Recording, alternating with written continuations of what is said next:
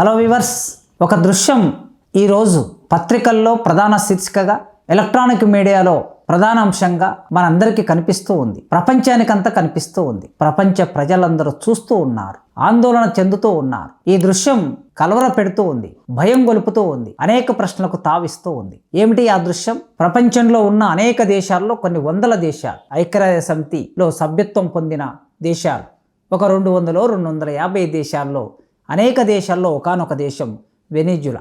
ఈ వెనిజులా దేశ అధ్యక్షుడు నికోలస్ మదురో ఆయన తన ఇంటిలో నిద్రిస్తుండగా, ఆయన భార్య ఇంటిలో నిద్రిస్తుండగా అమెరికా సైన్యం వెళ్ళి ఆయన ఇంటి మీద దాడి చేసి పట్టుకొని వచ్చింది.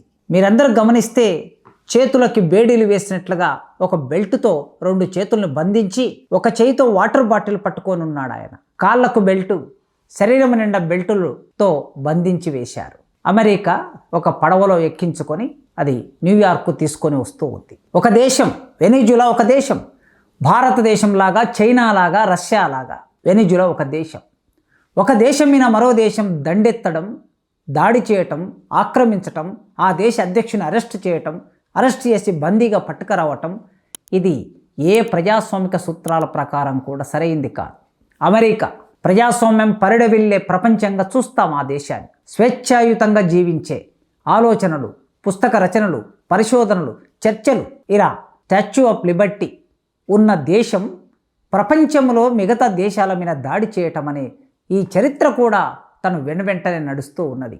ఇవాళ వెనిజులా దేశం కేంద్రమైంది, దాని అధ్యక్షుడు కేంద్రమయ్యాడు. 1776లో అమెరికా స్వాతంత్రం పొందింది.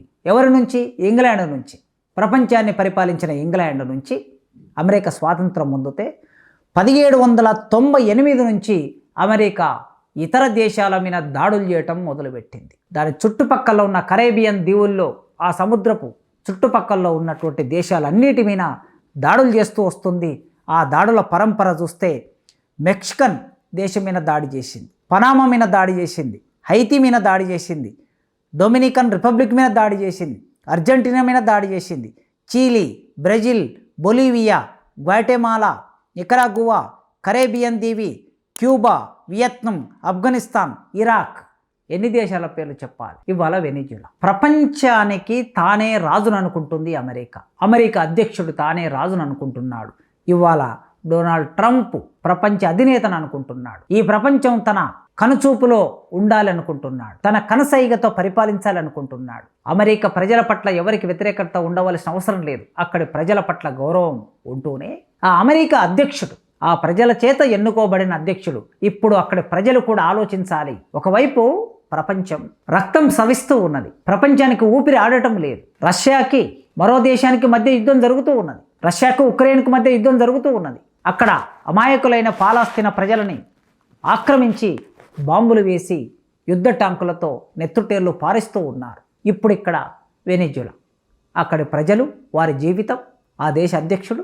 ఎందుకు ప్రపంచ పోలీసుగా అమెరికా భావిస్తున్నది? ప్రపంచాన్నంతా తన చేతుల్లో ఉంచుకోవాలనుకుంటున్నది. వ్యాపారం అనే ఆకాంక్ష, కోరిక. ఈ ప్రపంచంలో ఎక్కడ ఖనిజ సంపద ఉన్నా, చమురు నిక్షేపాలున్నా వాటన్నిటి మీద తన అజమాయిషి ఉండాలని, తన చెప్పు చేతుల్లో ఉండాలని కోరుకుంటుంది అమెరికా. అమెరికా కోరుకుంటుందంటే అమెరికాలో ఉండే ఒక 10-15 కంపెనీలు కోరుకుంటాయి. ఈ కంపెనీల కోసమే పరిపాలన జరుగుతుంది. ఈ కంపెనీల కోసమే ఆ దేశంలో ఎన్నికలు జరుగుతాయి. ఎన్నికలు అయిన తర్వాత ఎవరో అయినా ఒకరు గెలిచాక ఈ కంపెనీల ప్రయోజనాలను చేకూర్చే వాళ్ళే, ప్రయోజనాలు నెరవేర్చే వాళ్ళు మాత్రమే గెలుస్తారు ఎన్నికల్లో. ఆ కంపెనీల ప్రయోజనాలు నెరవేర్చడానికి ఎన్నికైన అమెరికా అధ్యక్షుడు ప్రపంచం మీద యుద్ధం ప్రకటిస్తూ ఉంటారు, ప్రపంచానికి ఊపిరి ఆడకుండా చేస్తూ ఉంటారు. చాలా సందర్భాలు. 1989లో పనామా మీద దాడి చేసి అమెరికా ఆ దేశాన్ని దురాక్రమించి ఆ దేశ అధ్యక్షుడైనటువంటి మాన్యువెల్ నోరీని అరెస్ట్ చేసి నిర్బంధించి చాలా దేశాల్లో జైళ్ళల్లో ఉంచి ఆయన 83 ఏళ్ల వయసులో 2017లో మరణించాడు. బ్రెయిన్ ట్యూమర్తో మరణించాడు. 1989లో అతన్ని నిర్బంధిస్తే 2017లో మరణించాడు.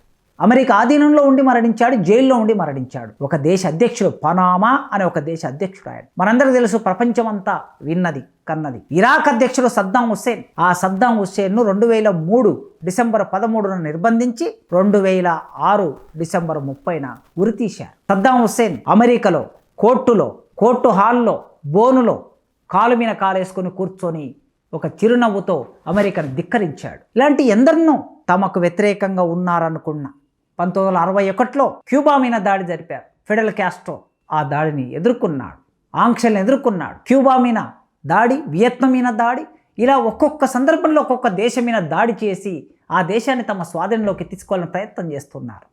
దీనికి అంత ప్రధాన కారణం ఆ దేశాల్లో ఉన్న వైరి ప్రభుత్వాలు. అంటే ఎంతో కొంత కమ్యూనిస్టు భావజాలం కలిగిన, లెఫ్ట్ ఆలోచన కలిగిన ప్రభుత్వాలు అక్కడ ఉండటం అనేది అమెరికాకి ఇష్టం లేదు. అవి రష్యాకు అనుకూలమనో, చైనాకు అనుకూలమనో, మరో దేశానికి అనుకూలమనో, వామపక్ష భావాలు ఉన్నాయనో, అమెరికాలో ఉండే ఈ కంపెనీల ఆధీనంలో అక్కడి దేశాలు ఉండటం లేదో, ఈ కారణాలను చూయించి ఆయా దేశాల మీద దాడులు చేయటం మనం చూస్తున్నాం. ఇవాల్టి దాడి ఇరాక్ మీద 2003లో దాడి చేసి సద్దాం హుస్సేన్ నిర్బంధించినప్పుడు ఏం చెప్పింది? ఆ దేశంలో భయంకరమైన ఆయుధాలు ఉన్నాయి, ఈ ప్రపంచాన్ని నాశనం చేసే ఆయుధాలు ఉన్నాయి గనక, ఈ ఆయుధాలు ప్రపంచానికి ప్రమాదం గనక మేము ఆంక్షలు విధిస్తున్నాం అని ఆయన అరెస్ట్ చేసి చంపేశారు. కానీ తర్వాత చూస్తే ఏ ఆయుధాలు లేవు అక్కడ. మరి కారణం ఏమిటి? అక్కడ ఉండే చమురు నిల్వల మీద తమ అజమాయిషి లేకుండా సద్దాం హుస్సేన్ చేసినందుకు ఆయన మీద కక్ష. ఇవాళ సరిగ్గా వెనిజులా వరకు వచ్చింది. వెనిజులా 1999 వరకు చావేజ్ దాని అధ్యక్షుడుగా ఉన్నాడు. ఆయన వామపక్ష భావజాలం కలిగిన వాడు. అతడు ఏం చేశాడంటే ఆ వెనిజులా అనే దేశంలో ఉన్న సంపదను అమెరికా కంపెనీలు అక్కడ ఉండి వ్యాపారం చేసి చమురును మొత్తం తీసుకెళ్లేవి. ఆ చమురు లెక్క చూస్తే ఆశ్చర్యపోతాం మనం. 30,300 కోట్ల బ్యారెళ్ల చమురు నిల్వలు ఉన్నాయట. ఈ చమురు నిల్వల మీద ఆధిపత్యం కోసమే ఆయన అధికారంలోకి, చావేజ్ అధికారంలోకి రాగానే ఈ చమురు నిల్వల విన ఎవరు వ్యాపారం చేయడానికి వీలు లేదని ఆ నిల్వల్ని, చమురు నిక్షేపాల్ని, ఆ ఖనిజ సంపదని ఆయన ఏం చేశాడంటే జాతీయం చేశాడు. ఈ జాతీయం చేయటం అనేది ఇష్టం లేదు. చావేజ్ నాయకత్వంలో ఆ దేశ ప్రభుత్వం నడుస్తున్నప్పుడు ఒక మామూలు బస్సు డ్రైవర్గా ఉన్నటువంటి కార్మిక సంఘం నాయకుడు ఇవాళ అరెస్టుకు గురైన నికోలస్ మదురో. ఈ నికోలస్ మదురో ఒక బస్సు డ్రైవర్, ఒక కార్మిక నాయకుడు. చావేజ్ అధికారంలోకి రాగానే ఆయనకు దగ్గరై అక్కడ జాతీయ అసెంబ్లీకి అధ్యక్షుడై, ఆ తర్వాత చావేజ్ మరణం తర్వాత ఈయన దేశ అధ్యక్షుడయ్యాడు. అఫ్కోర్స్ ఆ దేశంలో ప్రజాస్వామ్యం లేకుండా చేశాడని, ఆయన ఎన్నికకు సంబంధించి ఇతర ప్రతిపక్ష పార్టీలు పోటీ చేయకుండా చేశాడని ఇలాంటి విమర్శలు ఉన్నాయి. అయితే ఆ విమర్శలకు సంబంధించి ఆ దేశంలో ఉన్న ప్రజలు నిర్ణయించుకుంటారు. ఈ మదురోను పదవి ఉంచాలా, దించాలా, ఆయన నేతృత్వం గురించి ఏమి చేయాలనేది అక్కడ ఆలోచించుకుంటారు. కానీ దానికి భిన్నంగా అమెరికానే దాడి చేసి ఆ దేశ అధ్యక్షుడిని నిర్బంధించడం ఇవాళ ప్రపంచమంతా చూస్తుంది. ఇది ఒక్క వెనిజులాతో ఆగుతుందా? ఏ దేశం మీదనైనా రేపు భారతదేశ ప్రధానమంత్రి, 140 కోట్ల జనాభా ఉన్న భారతదేశ ప్రధానమంత్రి ఆయన మాట వినలేదని, రష్యాకి అనుకూలంగా ఉన్నాడని రేపు ఈ దేశం మీద కూడా రావచ్చు కదా. పాకిస్తాన్ మీదకి వెళ్ళొచ్చు, రష్యా మీదకి వెళ్ళొచ్చు, చైనా మీదకి వెళ్ళొచ్చు, ఏ దేశం మీదకైనా వెళ్ళొచ్చు. ఆ వెళ్ళే అధికారం ఎవరిచ్చారు? ఎవరు ఇవ్వలేదు కదా. ఏదో సాకు. ఒకసారి ఆయుధాలు ఉన్నాయంటారు, భయంకరమైన ఆయుధాలు ఉన్నాయంటారు, ఇంకొకసారి మాదక ద్రవ్యాలు. ఇప్పుడు ఏం చెప్తున్నారు? వెనిజులాలో మాదక ద్రవ్యాలు ఉన్నాయని, ఆ మాదక ద్రవ్యాలను ప్రోత్సహించే పనిని ఆ దేశ అధ్యక్షుడు మదురో చేస్తున్నాడని, ఆ మాదక ద్రవ్య ముఠా ఒక రకంగా అవి టెర్రరిజం లాంటిదని చెప్తూ ఉన్నాడు. నిజమే, ప్రపంచంలో మాదక ద్రవ్యాలు ఎక్కడా వ్యాపించకూడదు, మాదక ద్రవ్యాలు వ్యాపారం జరగకూడదు, ఎవరు సేవించకూడదు, ప్రజల జీవితాలు నాశనం కాకూడదు.